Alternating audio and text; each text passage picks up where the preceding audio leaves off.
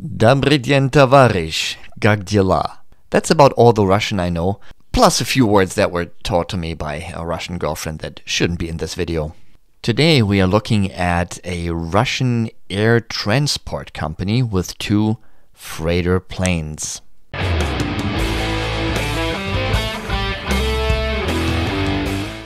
This company owns two aircraft. One Ilyushin Tu-76, which is a good old solid workhorse, but only has a reach of about 5,000 kilometers, so it's not enough to fly all across Russia. The second one is a Boeing 747 Freighter Edition. It's an expensive modern cargo aircraft. It has a reach of 8,000 kilometers, roughly, which still isn't enough to fly all across Russia, but still further than the Ilyushin. Interesting fact I learned about the Ilyushin Tu-76, you need one extra personnel, you need a navigator in addition to the pilot and the co-pilot to fly that thing. But the really significant difference about the two is the buying price. You can get a very usable, in good shape Ilyushin for about $20 million. It's going to be a few years old, but it's going to be very functional and built to work, like a lot of the better Russian engineering that was made. On the other hand, the Boeing 747F, you pay $300 million for one that's in good shape. The structure I use for most of my analyses is to go from revenue, subtract the direct cost, then calculate the margins. From the margins, the overhead needs to be paid, and then you have a profit before taxes, and interesting components will be analyzed individually. The second thing is to identify the main levers that leverage profit or loss up or down. In this case, as we will easily see, is the kerosene cost and the time on the ground. Ground time of a high-capacity aircraft is one of the most expensive things in the world. Some people say a Cuban girlfriend is, but that's arguable. Of course, when doing a business intelligence project, always think budget. In this case, they're not too budget sensitive when it comes to my work. Keeping that Boeing in the air for an hour easily pays for me for a week, so that doesn't even make a blip in the accounting. The main mission, as usual, is to answer management business questions. So they want to know about margins, about the use of load capacity, which is also an important lever, the most frequently flown routes, the cost structure, revenue and margin per kilometer. I'm supposed to suggest a monthly report. Timelines for the development of kerosene and US dollar prices should be provided for reference in the reporting, so you can see, oh, okay, that's why the kerosene was more expensive at that point, because kerosene prices went up. So it was not because the aircraft used more kerosene, it was just more expensive. Or we had to pay more to get the dollars to get the kerosene. Last not least, information about flight and ground times of the aircrafts. The first question was about margins. So I built an all flights overview here and a filter for every month. And I've put conditional formatting on the sum of margin. Something I have learned, especially when you're reporting to top management, be not too excessive with the color red, because that can freak people out. So I like to work with shades of green and yellow in this context. So this one appears to have a pretty high margin. That funny sign, that P with a line through it, is the Russian ruble. At the moment, to get to US dollars, you divide roughly by 83, but we will see later that this has changed quite a bit through the years. Okay, so now we have 12 million. Domodedovo to Petropavlovsk. All right, so here we can see the margins for the flights. The second question was about the use of load capacity. So I made histograms. There were a few instances where the planes flew empty, but I filtered those out because then you just get a lot of empty space and it makes the histograms a lot less readable. And the next step is they start usually at 65. So yeah, they have a pretty good medium medium load of 80 to 85%, leaning that way. And then of course that drives a good margin if the plane is rather fully loaded. Next question was about the frequency of routes flown. So obviously the most frequent one by far is Petropavlovsk to Surgut International Airport. Well, of course, the guy who runs the company knows Russia very well, and he can read it just from the 3-letter codes. He knows what they are. Of course, I haven't memorized them. Murmansk to Anadyr gets a lot of traffic, obviously, as well. Let's see, and Perm to Magadan Sokol doesn't get as much traffic. For reference, I've included the revenue and margin by route. So here we have revenue, direct costs, and margin for each route across the whole time that the company has been active. Also next to it, the average of load by route. I thought those would be good references. Next question about cost structure, and I like to do this with funnel visuals. Here we can see revenue to profit for the whole company. Above it we have the revenue to margin for each plane, also with a month filter.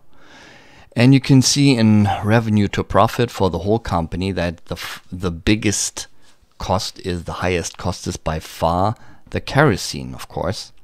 Then the airport landing fees play a bit of a role. The overhead is next to nothing. The overhead is detailed in this donut chart.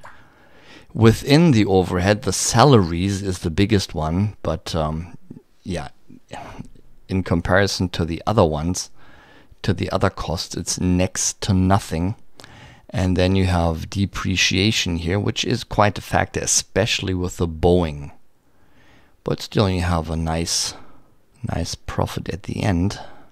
It's nothing to sneeze at. They start out with much higher net profit ratios in the beginning, then they go down because the kerosene price and the dollar price both go up. Also, for reference, I've included a timeline for revenue to margin by each plane, each aircraft, and I've squeezed the depreciation for the two in the upper right corner here because there was no other really good place for it to go. And you can see how big the difference is between the two aircraft. Of course, the Boeing has a much higher depreciation because it's 15 times more expensive than the Ilyushin to buy. Yeah, so you can see that the margin goes down a bit because kerosene prices go up quite a bit, and with the Ilyushin they've been able to increase the prices a bit more and faster. With the Boeing, not as much. Then management wanted to know about the revenue and margin per kilometer. Here I have an aircraft filter, so yeah, with the Boeing the revenue goes in a pretty straight line.